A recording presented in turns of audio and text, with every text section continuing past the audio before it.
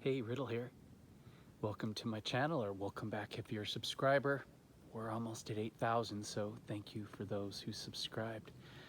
Today's topic is not going to be about gardening or magic or fixing anything. Today is art.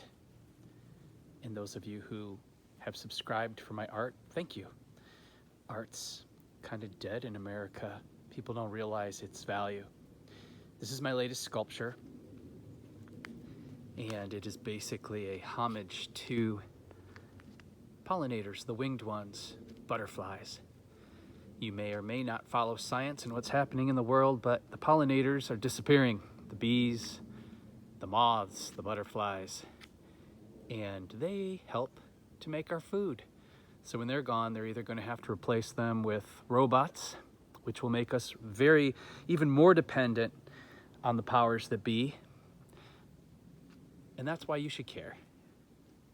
So often when I make art, these days I can't escape my responsibility to make art that is dystopian or relevant to the critical issues that we're facing in this day and age.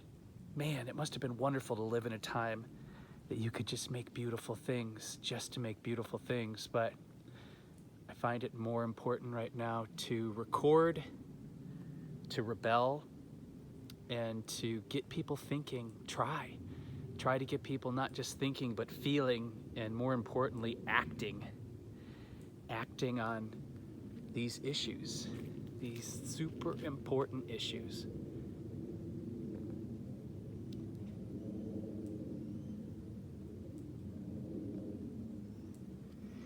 In my forest here in the Santa Cruz Mountains, I've done a lot of different objects, art objects and what have you.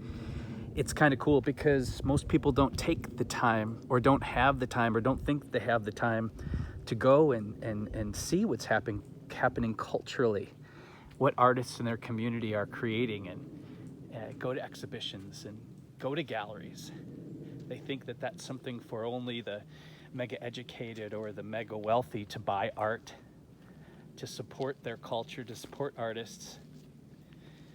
But I ask you this, who was Vincent van Gogh's lawyer?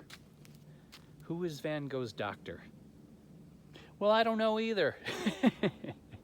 But look at what that man left behind. Look at the legacy that he left behind.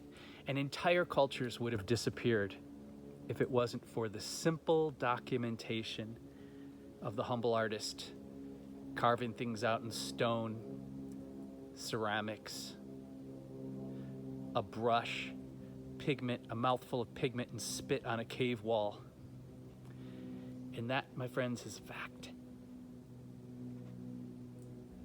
So I want to thank you for coming to my channel. Take care of yourselves and take care of each other, because I believe ultimately the respect that we treat each other with on the streets, that's our ultimate reality. Please subscribe if you enjoy my quick money-saving tips, garden wisdom, art, home fix-it repair, and occasional magic.